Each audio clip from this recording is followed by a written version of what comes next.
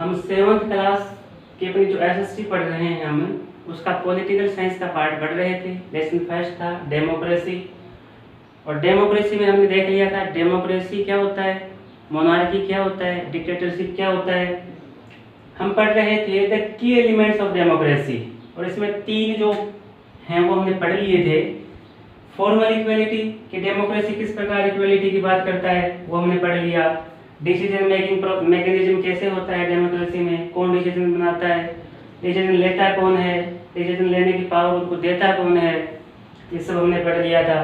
Accommodation of differences कि differences होते हुए भी किसी देश में रिलीजन के आधार पे और कास्ट के आधार पे, प्लेसेस के आधार पे डिफरेंसेस होते हुए भी किस प्रकार डेमोक्रेसी जो है वो इक्वलिटी प्रोवाइड कराता है हमें, ये 3 हम देख चुके थे।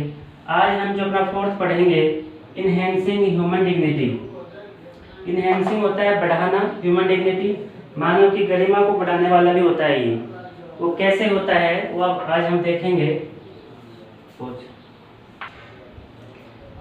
पॉइंट है अपना इनहेंसिंग ह्यूमन डिग्निटी। ठीक है, 4th की एलिमेंट्स है डेमोक्रेसी का कि जो है इनहेंस करता है, बढ़ाता है किसको, ह्यूमन डिग्निटी, मानव की जो गरिमा है उसे बढ़ाता है।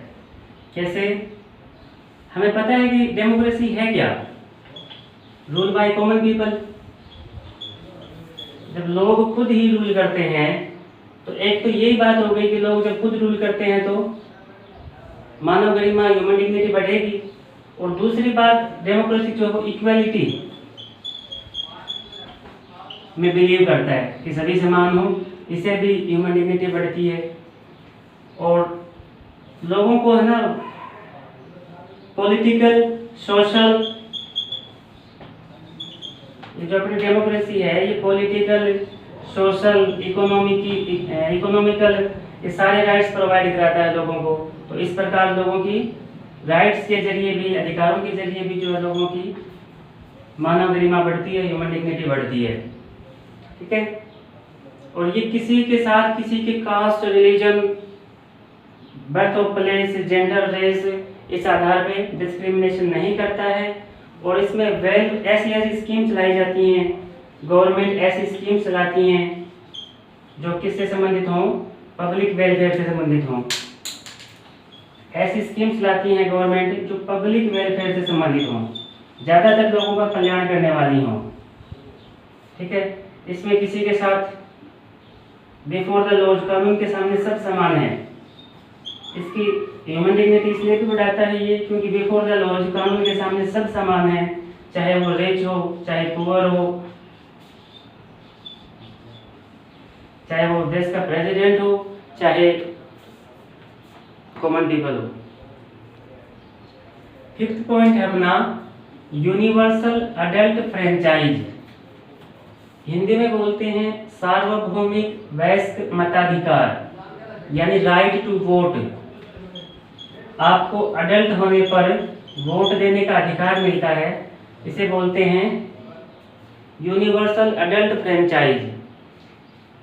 इसके बिना, वोट देने के अधिकार के बिना, राइट टू वोट के बिना हम डेमोक्रेसी की कल्पना भी नहीं कर सकते। ये एसेंशियल पार्ट है, बहुत ही आवश्यक पार्ट है डेमोक्रेसी का। डेमोक्रेसी एग्जिस्ट ही तब करती है जब वहाँ राइट टू वोट, लोगों के पास, अडल्ट लोगों के पास राइट टू वोट हो, वोट देने का अधिकार हो। अडल्ट का मतलब अपने इंडिया में है +18, जिसकी उम्र 18 वर्ष से ऊपर हो चुकी हो, 18 वर्ष या उससे ऊपर की हो, वो अडल्ट है, उसे राइट टू वोट, वोट देने का अधिकार मिल जाता है। जो अर्लीस्ट डेमोक्रेसी थी, अर्लीस्ट डेमोक्रेसी का मतलब है जब डेमोक्रेसी की शुरुआत ही हुई थी, जब इसकी शुरुआती दिन थे तब सबको, हर अडल्ट को वोट देने का अधिकार नहीं था, सबके पास राइट टू वोट नहीं था। सबसे पहले किसे दिया गया, ओनर ऑफ प्रॉपर्टी, जो प्रॉपर्टी का मालिक था उसे दिया गया, और जो एजुकेटेड लोग थे उन्हें दिया गया। विमेन और जो अनएजुकेटेड लोग थे उन्हें वोट देने का अधिकार अर्लीस्ट डेमोक्रेसी में, डेमोक्रेसी के शुरुआती दिनों में नहीं था। इंडिया में वोट देने का अधिकार किसे है? जो 18 वर्ष की आयु पूरी कर चुका हो उसे राइट टू वोट देने का अधिकार है। ये है एडल्ट यूनिवर्सल एडल्ट फ्रेंचाइज। अब हम पढ़ेंगे 6th पॉइंट। 6th अपना की एलिमेंट्स है इलेक्शन। किसी भी डेमोक्रेसी के लिए इलेक्शन जो है वो बहुत जरूरी है, एसेंशियल पार्ट्स हैं। अच्छा, इलेक्शन जो है वो टाइम टू टाइम या किसी खास इंटरवल के बाद, एक खास टाइम के इंटरवल के बाद इलेक्शन होते रहते हैं। जैसे अगर हम इंडिया की बात करें तो आफ्टर एवरी 5 इयर्स, हर 5 वर्ष के बाद इलेक्शन होते हैं, ठीक है। और उस इलेक्शन में क्या होता है, लोग अपने रिप्रेजेंटेटिव चुनते हैं। जनता है जो अपने रिप्रेजेंटेटिव चुनती है और इन्हीं रिप्रेजेंटेटिव्स के माध्यम से गवर्नमेंट बनती है। और वो गवर्नमेंट जो है वो क्या करती है, मेकिंग डिसीजंस, नियम बनाने का, रूल्स बनाने का काम करती है। इंडिया में एक संस्था है, एक ऑर्गेनाइजेशन है जिसे हम कहते हैं election commission, the election commission. Election commission एक ऑटोनोमस ऑर्गेनाइजेशन है। इलेक्शन कमीशन ऑटोनोमस से मतलब है जिस पर किसी दूसरे का दबाव नहीं हो, किसी, ये स्वायत्त संस्था है, खुद जो है निर्णय लेती है। इस ऑर्गेनाइजेशन पे किसी दूसरे ऑर्गेनाइजेशन का दबाव नहीं है। तो इलेक्शन कमीशन जो इंडिया में चुनाव करवाता है, और हर 5 वर्ष के बाद इंडिया में चुनाव होते हैं, हम रिप्रेजेंटेटिव चुन सकते हैं और हमारे जो रिप्रेजेंटेटिव हैं वो गवर्नमेंट बनाते हैं। और गवर्नमेंट जो है वो फिर इस प्रकार हम चुनते हैं, इसलिए गवर्नमेंट जो है वो रिस्पॉन्सिबल हो जाती है हमारे लिए। और वो जब डिसीजन लेती है तो डिसीजन लेते समय किस चीज़ का ध्यान रखती है, पब्लिक वेलफेयर का, कि ज़्यादा से ज़्यादा लोगों का कल्याण कैसे हो, इस चीज़ का ध्यान रखती है। गवर्नमेंट क्यों रखती है? डेमोक्रेटिक गवर्नमेंट इस चीज़ का ध्यान रखती है कि पब्लिक वेलफेयर कैसे हो, क्योंकि लोग जो हैं 5 वर्ष के बाद जब दोबारा से चुनाव होंगे तो हम उन्हें चेंज कर सकते हैं गवर्नमेंट को, इसलिए गवर्नमेंट ध्यान रखती है। अपना 7th की एलिमेंट्स है डेमोक्रेसी का, पॉलिटिकल पार्टीज। पॉलिटिकल पार्टीज क्या है? राजनीतिक दल। ये एक ऑर्गेनाइजेशन है, किसका? एक संस्था है, एक संगठन है, किसका? ऐसे लोगों का, ऐसे पॉलिटिकल लोगों का जिनके सिमिलियर व्यूज होते हैं, सिमिलियर व्यूज या सिमिलियर ओपिनियंस, जिनकी विचारधारा एक जैसी होती है, जिनके विचार एक जैसे होते हैं, ऐसे लोगों का किस चीज़ पे? पॉलिटिकल इश्यूज, जो राजनीतिक मुद्दे हैं उन पे एक जैसे व्यूज अगर हैं, ऐसे लोगों का पॉलिटिकल संगठन होता है पॉलिटिकल पार्टी। जैसे इंडिया की बात करें हम तो पॉलिटिकल पार्टीज के एग्जांपल हैं बीजेपी,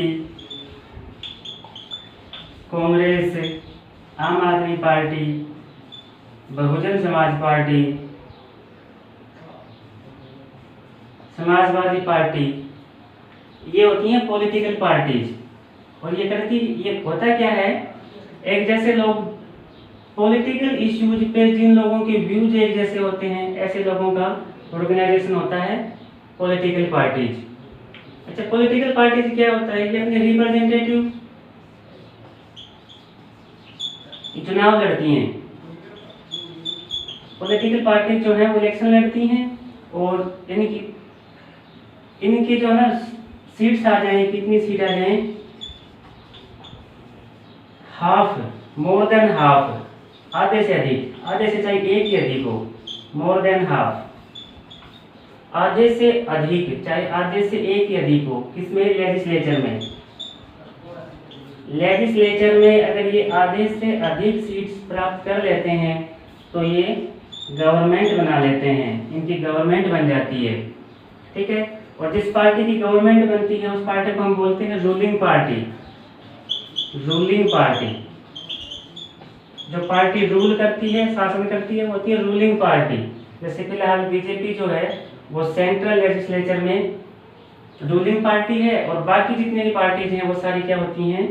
वो होती हैं ओपोजिशन पार्टी। विरोधी दल होता है वो, ओपोजिशन पार्टी। कर दी। 8th अपना की एलिमेंट्स है कोलिजन गवर्नमेंट। कोलिजन गवर्नमेंट क्या होता है? गठबंधन सरकार। मैंने अभी बताया था आपको कि मोर देन हाफ गवर्नमेंट कब बनती है पॉलिटिकल पार्टी की? जब more than half seats in legislature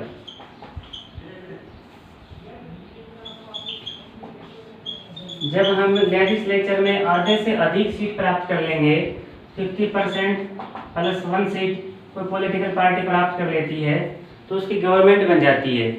लेकिन कई बार ऐसा होता है, मान लो कि 100 सीट्स हैं, उसमें से 50% 50 हो गई प्लस 1 51 सीट जो प्राप्त कर लेगा उस पार्टी की सरकार बन जाती है। लेकिन कई बार ऐसा होता है, जैसे हरियाणा में भी हुआ है कि इतनी सीटें 50% आधे से अधिक सीटें एक पार्टी जीत नहीं पाती है। जब एक पॉलिटिकल पार्टी जीत नहीं पाती है तो फिर क्या होता है? Collision of government. फिर दो पॉलिटिकल पार्टीज या मोर देन 2 पॉलिटिकल पार्टीज, 2 या 2 से अधिक पॉलिटिकल पार्टीज जो हैं मिलकर जो सरकार बनाती हैं उस सरकार को बोलते हैं कोलिजन गवर्नमेंट, गठबंधन की सरकार। अगर हम हरियाणा की बात करें तो फिलहाल की जो सरकार है वो किस प्रकार की गवर्नमेंट है? कोलिजन। अगर सेंट्रल लेवल की बात करें, सेंट्रल गवर्नमेंट जो है फिलहाल जिसको कौन लीड करता है? पीएम मोदी। जो मोदी जी लीड करते हैं जिस गवर्नमेंट को, वो गवर्नमेंट पे क्या है? Collision government. हालांकि उनकी मेजोरिटी पूरी है, उनके पास जिस पार्टी से वो हैं बीजेपी से, उनके पास 50% से ज़्यादा सीटें हैं, उनके पास 50% से ज़्यादा सीटें हैं। इसके बावजूद भी जो है वो अलायंस बना रखा है, उन्होंने गठबंधन बना रखा है और उनके अलायंस का नाम है NDA, national democratic alliance. NDA जो है वो उनका बीजेपी और उसके जो सहयोगी दल हैं उनका अलायंस है। इस प्रकार कोलिजन पार्टी समझ गए आप किसे बोलते हैं?